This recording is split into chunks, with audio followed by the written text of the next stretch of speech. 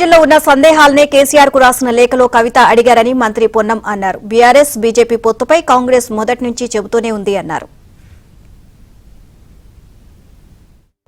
అంటే గతంలో తెలంగాణ సగటు మనిషికి ఉన్నటువంటి అనుమానము కాంగ్రెస్ పార్టీ చేస్తున్న ఆరోపణలకు బలీయంగా నిజ నిర్ధారణ జరిగేటువంటి విధంగా ఈరోజు కవిత గారి లేఖ ఉంది.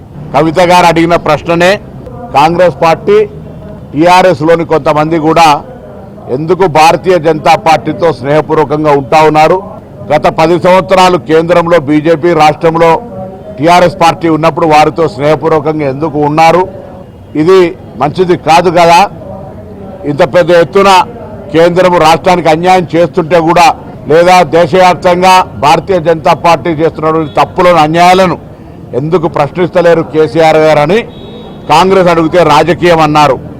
ఇలా కవిత గారే అడుగుతా ఉన్నారు, దాని మీద జవాబు చెప్పాల్సిన అవసరం ఉంది. అంతేగాక ప్రజాస్వామ్యానికి అవకాశం లేని party TRS party, BRS party. సొంత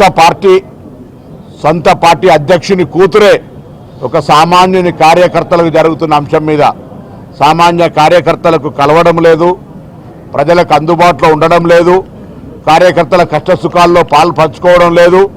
అటువంటి పెద్ద సమావేశం పెట్టినప్పుడు 2001 నుంచి పార్టీలో ఉన్నటువంటి వాళ్లకు ఎక్కడ కూడా అవకాశం ఇస్తలేరు.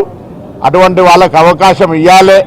మరి మీటింగ్లలో మాట్లాడకపోతే వారికి సంబంధించినటువంటి ఏ విధంగా ఉంటుంది అనేటువంటి అంశాలను లేవనెత్తిన అంశాలకు కార్యనిర్వాహక అధ్యక్షుడు కానీ లేదా పార్టీకి సంబంధించిన ట్రబుల్ షూటర్గా చెప్తున్న హరీష్ రావు గారు కానీ లేదా స్వయంగా మరి కేసీఆర్ గారైనా జవాబు చెప్పాల్సిన అవసరం ఉంది. ఇలా మేమేం కొత్తగా ఆరోపణ చేస్తలేము. ఈరోజు మేము గతంలోనే చెప్పినాం, టీఆర్ఎస్ బీజేపీ వేరువేరు కాదు, రెండు కూడా కలిపి ఢిల్లీలో దోస్తీ గల్లీలో కుస్తీ అనే మాట అనేక సందర్భాల్లో చెప్పిన దానికి కవిత గారు రాసినటువంటి లేఖ ఆధారము, దానికి సంబంధించినటువంటి ఒక ఎవిడెన్స్ అనే మాట సందర్భంగా మనం చూస్తా ఉన్నాం.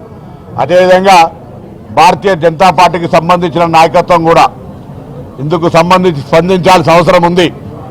భారతీయ జనతా పార్టీతో ఉన్నటువంటి లోపాయకారి ఉదాహరణకు మొన్న హైదరాబాద్ ఎమ్మెల్సీ ఎన్నికల్లో బీజేపీ నామినేషన్ వేస్తే బీఆర్ఎస్ మద్దతునిస్తామనే మాటతోటి బీజేపీ నామినేషన్ వేసింది. కానీ బీఆర్ఎస్లో ఉన్నటువంటి బీజేపీ వ్యతిరేకులు, బీజేపీలో ఉన్న బీఆర్ఎస్ వ్యతిరేకులు, బీఆర్ఎస్లో ఉన్న బీజేపీ వ్యతిరేకులు ఇద్దరు అటువంటి అవకాశం రాకుండా చేయడం వల్ల వాళ్ళు మొన్న ఎమ్మెల్సీ ఎన్నికలకు సంబంధించినటువంటి రహస్య ఒప్పందం అమలు జరగలే. ఇది ఒక్కరోజు కాదు, పార్లమెంట్ ఎన్నికల సందర్భంలో మొత్తం భారతీయ జనతా పార్టీకి హ్యాండ్ ఓవర్ చేసి చేతులు ఎత్తేసి సరెండర్ అయినటువంటి మాట మేము ఆరోపణ చేసినాడు, రాజకీయ ఆరోపణ అన్నారు.